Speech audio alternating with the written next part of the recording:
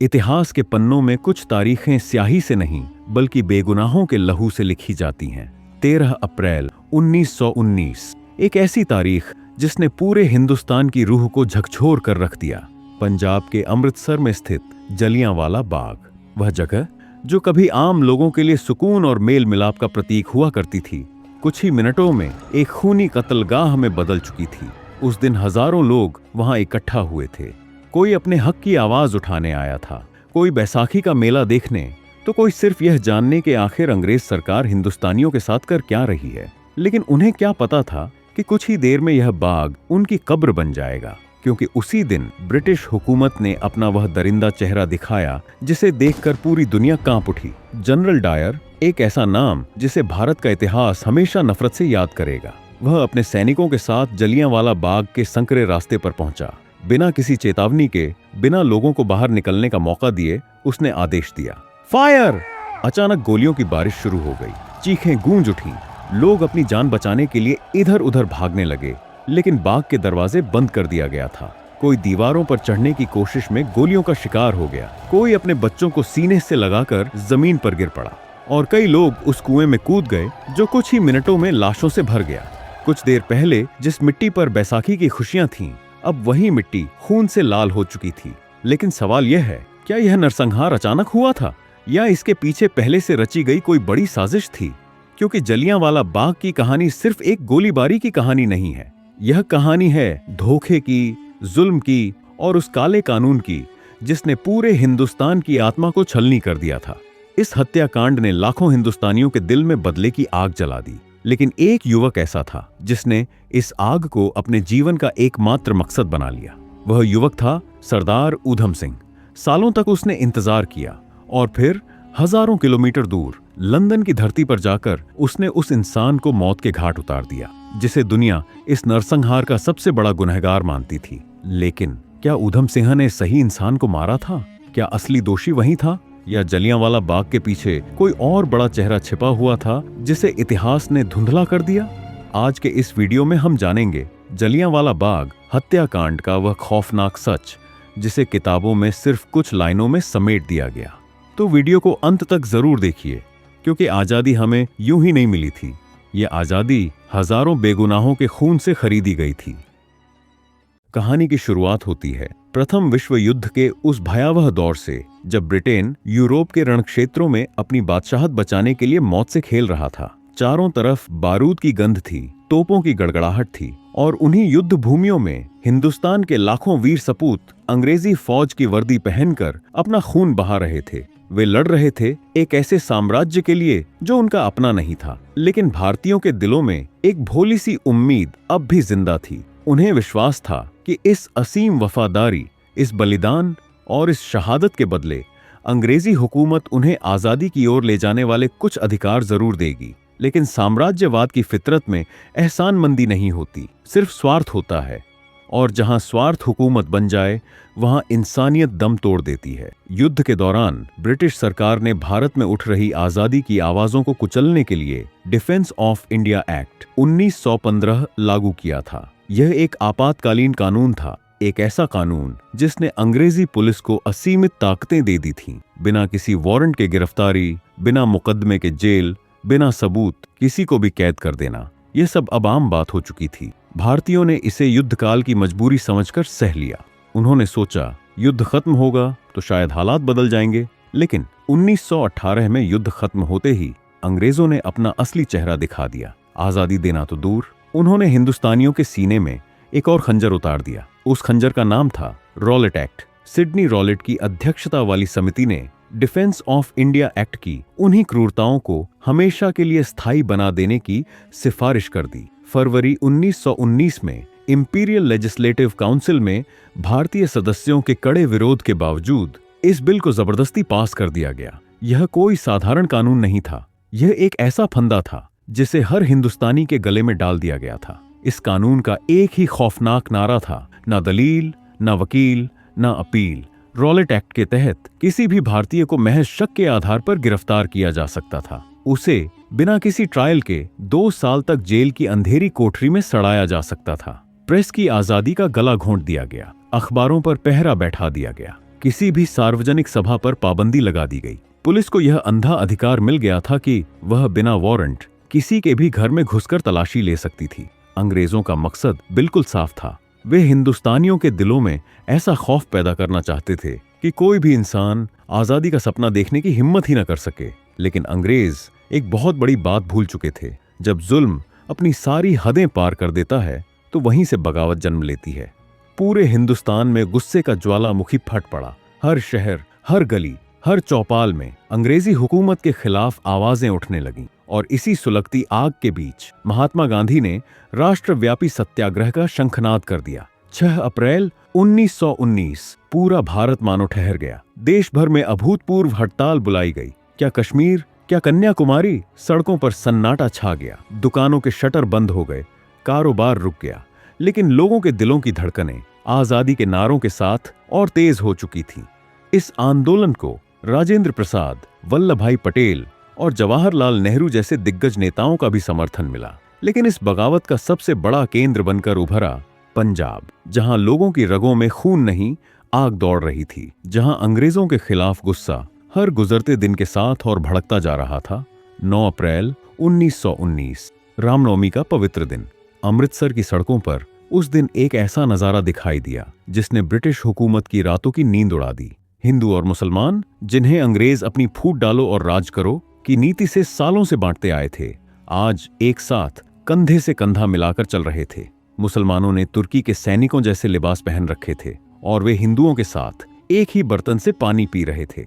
यह सिर्फ एक जुलूस नहीं था, यह भारत की एकता का वह ज्वालामुखी था जो अब फटने वाला था। यह वह महासागर था जिसकी लहरों में अंग्रेजी हुकूमत का घमंड डूबने वाला था। अमृतसर में इस विशाल लेकिन शांतिपूर्ण आंदोलन का नेतृत्व कर रहे थे 2 ऐसे नेता जिनकी आवाज जनता के दिलों की धड़कन बन चुकी थी, डॉक्टर सत्यपाल और डॉक्टर सैफुद्दीन किचलू।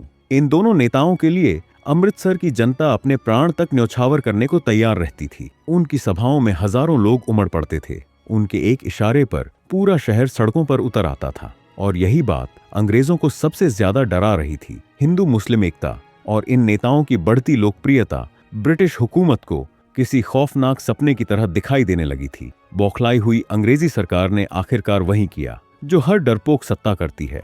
उसने कायरता और धोखे का सहारा लिया। 10 अप्रैल 1919 की सुबह अमृतसर अब भी पूरी तरह जागा भी नहीं था कि डिप्टी कमिश्नर ने चालाकी से डॉक्टर सत्यपाल और डॉक्टर किचलू को बातचीत के बहाने अपने बंगले पर बुलाया। दोनों नेताओं को यह अंदाजा भी नहीं था कि वे बातचीत के लिए नहीं बल्कि एक सुनियोजित साजिश के जाल में फंसने जा रहे हैं। जैसे ही वे वहां पहुंचे, उन्हें बिना किसी शोर शराबे के गिरफ्तार कर लिया गया। फिर गुपचुप तरीके से उन्हें शहर से दूर ले जाकर धर्मशाला की जेल भेज दिया गया। उधर पंजाब की बिगड़ती स्थिति का जायजा लेने आ रहे महात्मा गांधी को भी पलवल रेलवे स्टेशन पर ट्रेन से उतार लिया गया। उन्हें गिरफ्तार कर लिया गया और पंजाब में प्रवेश करने से रोक दिया गया। अंग्रेजों को लगा कि अगर नेताओं को रातों रात गायब कर दिया जाए तो जनता डरकर अपने घरों में छुप जाएगी। लेकिन यह उनकी सबसे बड़ी भूल साबित होने वाली थी। जैसे ही डॉक्टर सत्यपाल और डॉक्टर किचलू की गिरफ्तारी की खबर अमृतसर की गलियों में फैली, पूरा शहर बारूद के ढेर में बदल गया। हर तरफ बेचैनी थी, हर चेहरे पर गुस्सा था और हर दिल में अंग्रेजों के खिलाफ आग धधकने लगी थी। अपने प्रिय नेताओं की रिहाई की मांग को लेकर करीब 50,000 निहत्थे लोग सिविल लाइंस की ओर बढ़ने लगे। उनके हाथों में हथियार नहीं थे, सिर्फ उम्मीद थी। उनकी आवाज में नफरत नहीं थी, सिर्फ अपने नेताओं को वापस पाने की पुकार थी। लेकिन दूसरी तरफ खड़ी थी अंग्रेजी हुकूमत, जिसकी बंदूकें पहले से ही खून बहाने को बेचैन थीं। एक तरफ आजादी के दीवाने निहत्थे भारतीय थे और दूसरी तरफ संगीने ताने खड़ी निर्दयी अंग्रेजी पुलिस। अब अमृतसर की सड़कों पर खून बहना लगभग तय हो चुका था और इसी खून की गंध सूंघते हुए एक ऐसा जल्लाद अमृतसर की तरफ बढ़ रहा था जिसका नाम इतिहास में हमेशा के लिए नफरत का प्रतीक बनने वाला था, रेजिनाल्ड डायर। 10 अप्रैल 1919 जब उस दिन का सूरज अमृतसर के आसमान पर उगा तो किसी ने सपने में भी नहीं सोचा था कि यह अपने साथ खून की बारिश लेकर आया है। शहर के 2 सबसे लोकप्रिय नेताओं डॉक्टर सत्यपाल और डॉक्टर सैफुद्दीन किचलू के अचानक गायब कर दिए जाने से जनता के दिलों में गहरा आघात था। हजारों लोग, जिनमें महिलाएं थीं, बुजुर्ग थे, युवा थे, सब अपने नेताओं का हाल जानने के लिए डिप्टी कमिश्नर के बंगले की ओर बढ़ रहे थे। उनका मकसद दंगा करना नहीं था, वे कोई हिंसा नहीं चाहते थे, वे तो बस अपने रहनुमाओं की सलामती की खबर मांग रहे थे, उनकी रिहाई की गुहार लगा रहे थे। लेकिन सत्ता के नशे में चूर अंग्रेजी हुकूमत को अब हिंदुस्तानियों की हर आवाज बगावत लगने लगी थी। हाल गेट पुल के पास इस शांतिपूर्ण और निहत्थे हुजूम का सामना अंग्रेजी बंदूकों से हुआ और फिर बिना किसी चेतावनी के, बिना भीड़ को तितर-बितर होने का मौका दिए, अंग्रेजी पुलिस ने गोलियां चलानी शुरू कर दी। पलक झपकते ही सड़क पर चीखें गूंज उठीं, लोग जमीन पर गिरने लगे, खून पत्थरों के बीच बहने लगा। जिन हाथों में कुछ देर पहले तक शांति की तख्तियां थीं, वे अब अपने ही भाइयों के खून से रंग चुके थे। अपने निर्दोष साथियों को तड़प तड़प कर मरता देख जनता का धैर्य टूट गया। जो भीड़ कुछ देर पहले तक शांति की अपील कर रही थी, अब एक उग्र तूफान में बदल चुकी थी। जिस अहिंसा का पाठ वे इतने दिनों से पढ़ रहे थे, वह ब्रिटिश गोलियों की बर्बरता के सामने बिखर चुका था। भीड़ का गुस्सा अब अंधी आग बन गया था। अमृतसर की सड़कों पर कोहराम मच गया, चारों तरफ भगदड़, धुआं, चीखें और बदले की आग फैल चुकी थी। क्रोधित भीड़ ने नेशनल बैंक और अलायंस बैंक की इमारतों को आग के हवाले कर दिया। इस हिंसक टकराव में 5 ब्रिटिश अधिकारी मारे गए, कई सरकारी इमारतें जलकर राख हो गईं। अमृतसर अब सिर्फ एक शहर नहीं रह गया था, वह अंग्रेजी हुकूमत और भारतीय आक्रोश के बीच खुली जंग का मैदान बन चुका था। लेकिन 10 अप्रैल 1919 के उसी खौफनाक दिन अमृतसर में एक ऐसी घटना घटी जिसने अंग्रेजों के भीतर बदले की सबसे अमानवीय आग भड़का दी। यह थी मार्सेला शेरवुड की घटना। मार्सेला शेरवुड नाम की एक अंग्रेज मिशनरी महिला अपनी साइकिल पर अमृतसर की एक संकरी गली से गुजर रही थी। शहर पहले ही गुस्से और अफरा तफरी की आग में जल रहा था, भीड़ बेकाबू हो चुकी थी। इसी बीच कुछ उग्र लोगों ने उस अंग्रेज महिला पर हमला कर दिया। उसे साइकिल से नीचे गिरा दिया गया और बेरहमी से पीटा गया। लेकिन इस कहानी का एक दूसरा पहलू भी था जिसे अंग्रेजी इतिहास अक्सर छुपा लेता है। उसी भीड़ में मौजूद कुछ भारतीयों ने अपनी जान जोखिम में डालकर उस महिला को बचाया। उन्होंने उसे वहां से निकालकर सुरक्षित स्थान तक पहुंचाया। यानी जिस देश को अंग्रेज जंगली और असभ्य कहते थे, उसी देश के लोगों ने इंसानियत निभाई। लेकिन अंग्रेजों के लिए यह घटना सिर्फ एक हमला नहीं थी, यह उनके नस्लवादी घमंड पर पड़ा एक तमाचा था। गोरे अंग्रेजों के लिए यह बात असहनीय थी कि किसी गुलाम हिंदुस्तानी ने उनके पवित्र गोरे रंग पर हाथ उठाने की जुर्रत कैसे कर ली। और यहीं से जन्म हुआ उस खूनी बदले की भावना का, जो कुछ ही दिनों बाद इतिहास के सबसे भयानक नरसंहारों में बदलने वाली थी। 11 अप्रैल 1919 अमृतसर की स्थिति अब अंग्रेजों के नियंत्रण से बाहर होती जा रही थी। इसीलिए जालंधर से एक ऐसे ब्रिटिश सैन्य अधिकारी को बुलाया गया जिसका नाम सुनते ही आने वाले वर्षों में हिंदुस्तानियों के दिल नफरत से भर जाने वाले थे। Reginald Dyer, brigadier general Reginald Dyer. Dyer कोई साधारण फौजी नहीं था, वह ब्रिटिश साम्राज्यवाद के अहंकार का चलता फिरता चेहरा था। उसकी सोच नस्ल भेद से भरी हुई थी। वह हिंदुस्तानियों को इंसान नहीं बल्कि अंग्रेजी हुकूमत के पैरों तले कुचले जाने वाले कीड़ों की तरह देखता था। जब उसने मार्सेला शेरवुड पर हुए हमले के बारे में सुना तो उसके भीतर बदले की आग धधक उठी, उसकी आंखों में खून उतर आया। डायर ने अमृतसर पहुंचते ही पूरे शहर को एक सैन्य छावनी में बदल दिया। सड़कों पर सैनिक तैनात कर दिए गए, हर गली पर बंदूकें पहरा देने लगीं। उसने शहर की बिजली काट दी, पानी की सप्लाई बंद करवा दी और 12 अप्रैल की शाम तक पूरे शहर में मुनादी करवा दी गई कि 4 से ज्यादा लोग एक जगह इकट्ठा नहीं हो सकते। यह एक तरह का अघोषित मार्शल लॉ था। लेकिन डायर की चालाकी देखिए, यह मुनादी पूरे शहर में नहीं करवाई गई। शहर के बहुत से हिस्सों तक यह खबर पहुंची ही नहीं। दूर दराज गांवों से आने वाले किसानों और आम लोगों को तो इस आदेश की भनक तक नहीं थी। और शायद यही डायर चाहता भी था। उसका मकसद शांति स्थापित करना नहीं था, वह तो हिंदुस्तानियों को ऐसा खूनी सबक सिखाना चाहता था जिसकी दहशत आने वाली पीढ़ियों तक महसूस की जाए। फिर आई 13 अप्रैल 1919 की वह मनहूस सुबह, बैसाखी का दिन, पंजाब का सबसे बड़ा त्योहार, खुशियों का दिन, नई फसल की उम्मीदों का दिन, भाईचारे और उल्लास का दिन। सदियों से बैसाखी पंजाब की आत्मा रही थी। दूर दराज गांवों से किसान अपने परिवारों के साथ अमृतसर पहुंच रहे थे। किसी ने नए कपड़े पहने थे तो किसी बच्चे के हाथ में मेले का खिलौना था। माएं अपने बच्चों की उंगलियां थामे चल रही थीं। बुजुर्ग माथे पर श्रद्धा लिए आगे बढ़ रहे थे। हर किसी की मंजिल थी स्वर्ण मंदिर। पूरा शहर एक तरफ त्योहार की रौनक में डूबा हुआ था तो दूसरी तरफ अंग्रेजी बंदूकों का खामोश और खूंखार पहरा फैला हुआ था। स्वर्ण मंदिर के ठीक बगल में था एक बड़ा सा मैदान, जलियांवाला बाग। वही बदनाम स्थल जो कुछ ही घंटों बाद इतिहास के सबसे भयानक नरसंहार का गवाह बनने वाला था।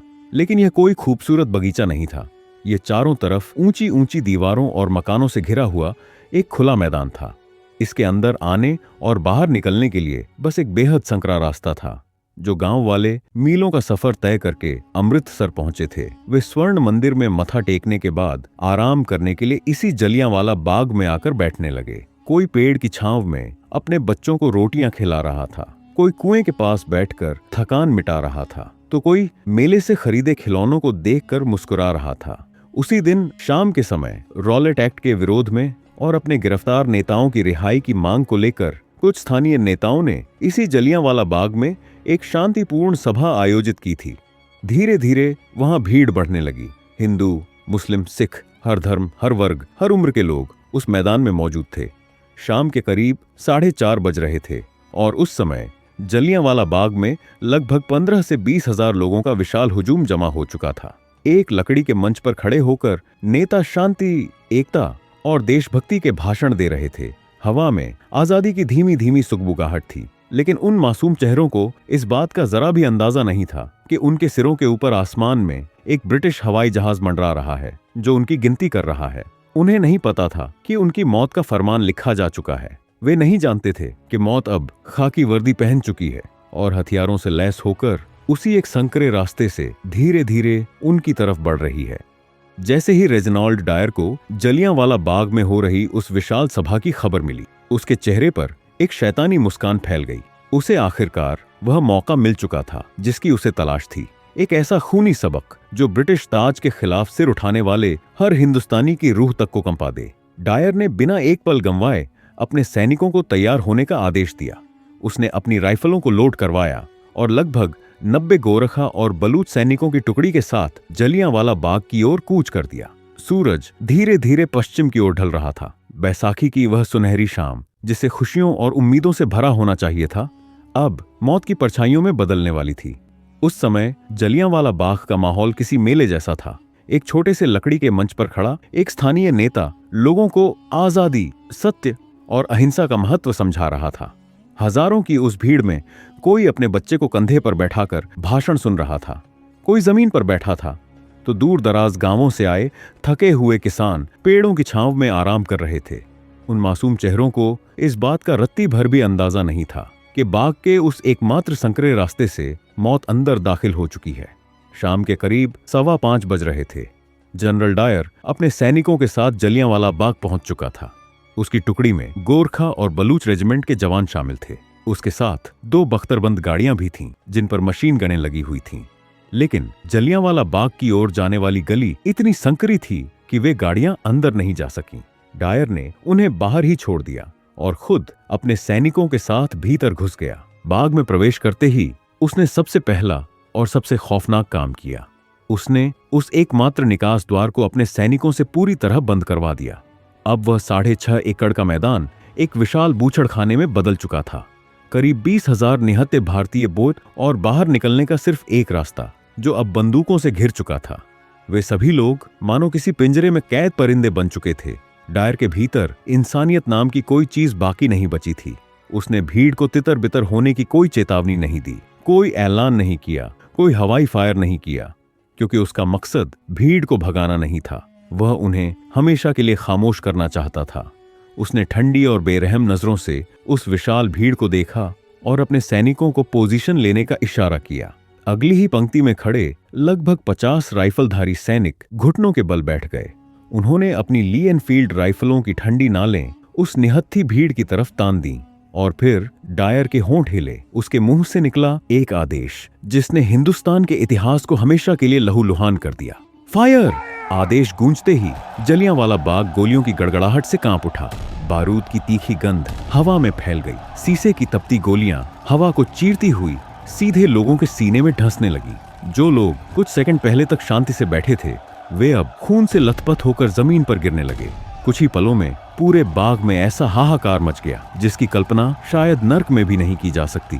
चीखें, आर्तनाद, रोते बच्चे, तड़पती औरतें और चारों तरफ बहता हुआ खून। लोग जान बचाने के लिए पागलों की तरह इधर उधर भागने लगे, लेकिन निकास द्वार पर तो खुद मौत बंदूक ताने खड़ी थी। डायर पत्थर की मूर्ति की तरह खड़ा होकर यह खूनी खेल देख रहा था।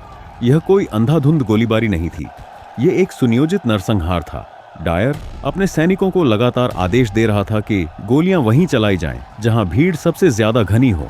जो लोग अपनी जान बचाने के लिए बाग की लगभग 10 फीट ऊंची दीवारों पर चढ़ने की कोशिश कर रहे थे, सैनिक उन्हें चुन चुन कर निशाना बना रहे थे। दीवार फांदने की कोशिश करते युवक गोलियों से छलनी होकर नीचे गिर रहे थे।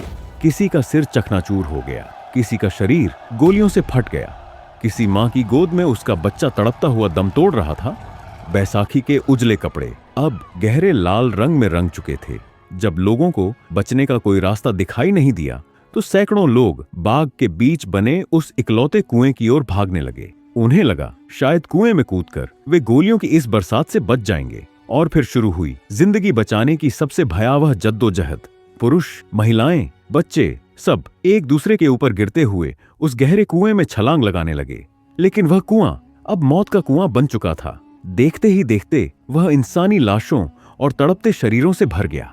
कई लोग गोलियों से नहीं बल्कि दम घुटने और एक दूसरे के नीचे दबकर मारे गए। वहां मौत ने अपना सबसे क्रूर तांडव किया। बाद में जब उस कुएं से शव निकाले गए तो उसमें से लगभग 120 लाशें बाहर निकाली गईं। जलियांवाला बाग अब मैदान नहीं रहा था, वह इंसानियत की कब्रगाह बन चुका था। पूरे 10 मिनट इतिहास के पन्नों में दर्ज ये वो 10 मिनट थे जब समय भी अपनी आंखें बंद करके खून के आंसू रो रहा था। उन 10 मिनटों में डायर के सैनिकों ने बिना रुके 1650 राउंड गोलियां दागीं। यह अंधी फायरिंग तब जाकर रुकी जब सैनिकों की गोलियां लगभग खत्म होने लगीं। फायरिंग थमने के बाद का नजारा उससे भी ज्यादा भयानक था। बाग की जमीन पूरी तरह खून के दलदल में बदल चुकी थी। हवा में बारूद की गंध और खून की सड़ी हुई महक घुल चुकी थी। आधिकारिक आंकड़ों ने भले ही झूठ बोला हो, लेकिन उस दिन 1000 से ज्यादा लोग अपनी जान गंवा चुके थे और 2000 से ज्यादा लोग बुरी तरह घायल होकर उसी मैदान में तड़प रहे थे। लेकिन जनरल डायर, वो तो इस खूनी खेल के बाद राक्षसों की तरह हंसता हुआ बाग से बाहर निकला। यही हुकूमत का असली स्वाद है। उसकी आंखों में दहशत नहीं थी बल्कि जीत का अहंकार था। वह सिर्फ जलियांवाला बाग तक ही नहीं रुका। अमृतसर की सड़कों पर जो भी भारतीय उसे दिखाई देता वह उसकी बंदूक का अगला निशाना बन जाता। डायर के सैनिकों ने बेगुनाहों को अपनी गाड़ियों और तोपों के पीछे रस्सियों से बांध दिया और उन्हें सड़कों पर घसीटते हुए ले गए, मानो वे इंसान नहीं सिर्फ मांस के लोथड़े हों। इसके बाद अंग्रेज सरकार ने अपने आधिकारिक आंकड़े जारी किए। उसके अनुसार बस 349 मौतें हुई थीं, लेकिन जो वहां मौजूद थे, जो अपने अपनों को खो चुके थे, वे जानते थे कि हकीकत में मरने वालों की संख्या हजारों में थी। पूरा देश इस भयानक घटना से पूरी तरह हिल गया। हर तरफ इस नरसंहार की निंदा होने लगी। इस घटना की जांच के लिए अंग्रेजों ने लेफ्टिनेंट माइकल ओडायर को जिम्मेदारी सौंपी और जब जनरल डायर से पूछा गया कि उसने निहत्थी भीड़ पर गोलियां क्यों चलवाईं, तो उसने बेशर्मी से कहा, मजबूरी थी, अगर मैं गोली नहीं चलवाता तो वही भीड़ मुझे मार देती। लेफ्टिनेंट ओडायर ने सुना, सोचा और फिर अपना फैसला सुनाया। बिल्कुल सही किया डायर, तुमने सिर्फ अपना कर्तव्य निभाया है। और इस तरह हजारों बेगुनाहों का हत्यारा बिना किसी सजा के खुलेआम घूमता रहा। लेकिन यह कहानी यहीं खत्म नहीं हुई। इस खूनी खेल का एक ऐसा अंत होने वाला था जिसकी कल्पना अंग्रेजों ने कभी सपने में भी नहीं की थी। जलियांवाला बाग हत्याकांड की वह भयावह शाम जब हजारों निहत्थे भारतीयों को गोलियों से छलनी कर दिया गया था, उसी शाम ने एक युवा क्रांतिकारी के दिल में ऐसी आग जला दी जो तब तक बुझने वाली नहीं थी जब तक इंसाफ पूरा ना हो जाए। वह युवा था ऊधम सिंह, एक ऐसा नौजवान जिसने अपनी आंखों के सामने जलियांवाला बाग में मासूम लोगों को दम तोड़ते देखा था। वह खुद भी वहां मौजूद थे और किस्मत से बच गए। लेकिन वे सिर्फ जिंदा नहीं बचे थे, वे एक नए मकसद के साथ लौटे थे, बदला लेने के मकसद के साथ। उस रात जब जलियांवाला बाग में सिर्फ सिसकियों की गूंज बची थी, जब चारों ओर खून से सनी लाशें बिखरी पड़ी थीं, जब उन लाशों के बीच बिलखते बच्चे अपनी मरी हुई माओं को हिलाकर जगाने की नाकाम कोशिश कर रहे थे, तभी ऊधम सिंह ने अपनी मुट्ठी भींच ली थी। उनकी आंखों में आंसू थे, लेकिन उन्हीं आंखों में एक ऐसी चिंगारी भी थी जो सालों बाद भड़ककर एक भयंकर ज्वाला बनने वाली थी। जलियांवाला बाग हत्याकांड के बाद ब्रिटिश सरकार ने मामले की जांच के नाम पर हंटर कमीशन का गठन किया, लेकिन यह महज एक दिखावा था। नतीजा वही निकला जिसकी उम्मीद थी। रेजिनाल्ड डायर को लगभग निर्दोष मान लिया गया, बल्कि कुछ लोगों ने तो उसे सम्मानित तक किया।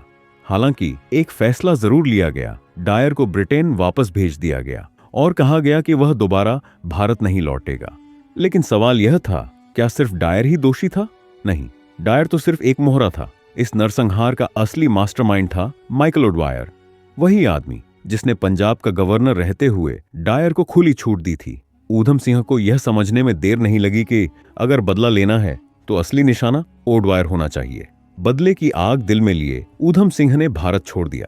लेकिन यह सिर्फ एक देश छोड़ने की कहानी नहीं थी, यह सही समय का इंतजार था। वह अफ्रीका गए, फिर अमेरिका और उसके बाद यूरोप। कई सालों तक उन्होंने अलग अलग नामों से खुद को छिपा कर रखा। इस दौरान उनकी मुलाकात कई क्रांतिकारियों से हुई। भगत सिंह, शिवराम राजगुरु और सुखदेव थापर जैसे क्रांतिकारियों से उनका गहरा जुड़ाव बना। भगत सिंह की सोच ने ऊधम सिंह को और भी मजबूत बना दिया था। इनकलाब जिंदाबाद अब यह सिर्फ एक नारा नहीं था, यह उनके जीवन का उद्देश्य बन चुका था। गरीब परिवार में जन्मे ऊधम सिंह के लिए इतना बड़ा बदला लेना सिर्फ जोश की बात नहीं थी, यह एक मिशन था। ऐसा मिशन जिसमें हर कदम बेहद संभल कर रखना था। Mission London. उनके सिर से माँ बाप का साया पहले ही उठ चुका था। अब उनकी जिंदगी में सिर्फ एक ही मकसद बचा था, माइकल ओडवायर का अंत। इस सफर की शुरुआत उन्होंने गदर पार्टी से जुड़कर की। यहीं से उन्होंने अपने मिशन की योजना बनानी शुरू की। लेकिन लंदन तक पहुंचना आसान नहीं था। पैसे चाहिए थे, पहचान छिपानी थी और सही वक्त का इंतजार भी करना था। उन्होंने बढ़ई का काम किया, मजदूरी की और धीरे धीरे पैसे जोड़ने लगे। कुछ पैसे इकट्ठा होने के बाद वह अमेरिका गए। वहां कई साल काम करने के बाद आखिरकार वह लंदन पहुंच गए। लंदन में पहचान छिपाने के लिए उन्होंने एक होटल में वेटर की नौकरी कर ली और वहीं से वह माइकल ओडवायर की हर गतिविधि पर नजर रखने लगे। लेकिन अभी भी एक चीज बाकी थी, वह हथियार जिससे उनका मिशन पूरा होना था। 21 साल का इंतजार। ऊधम सिंह को अपने मिशन को पूरा करने में पूरे 21 साल लग गए, लेकिन उन्होंने कभी हार नहीं मानी। अब वक्त आ चुका था। साल 1940, कैक्सटन हॉल। यहाँ ईस्ट इंडिया एसोसिएशन और रॉयल सेंट्रल एशियन सोसाइटी की एक बड़ी बैठक हो रही थी। ब्रिटिश सरकार के कई बड़े अधिकारी वहां मौजूद थे और सबसे अहम नाम था माइकल ओडवायर। ऊधम सिंह ने अपनी पिस्तौल एक किताब के भीतर छिपा रखी थी। वह सभागार में बिल्कुल शांत बैठे रहे, ठीक वैसे ही जैसे कोई आम इंसान। उनके चेहरे पर ना घबराहट थी ना बेचैनी।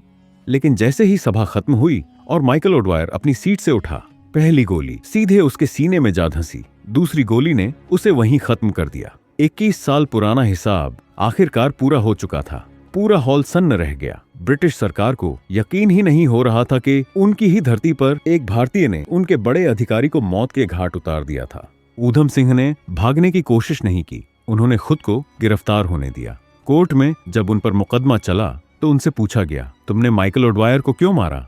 ऊधम सिंह मुस्कुराए और बोले, यह बदला नहीं था, यह इंसाफ था। उसने हजारों बेगुनाहों को मरवाया था, मैंने सिर्फ एक को मारा। अगर मुझे मौका मिलता तो मैं और भी दोषियों को खत्म करता। 31 जुलाई 1940 ऊधम सिंह को फांसी दे दी गई, लेकिन उनका नाम इतिहास के पन्नों में हमेशा के लिए अमर हो गया। आज भी जब जलियांवाला बाग की मिट्टी को छूते हैं तो वहां सिर्फ गोलियों के निशान नहीं मिलते, बल्कि एक क्रांतिकारी की गूंज सुनाई देती है जिसने अपने देश के लिए अपनी जान कुर्बान कर दी। इनकलाब जिंदाबाद। ये आखिरी दृश्य इतिहास में दर्ज हो चुका था।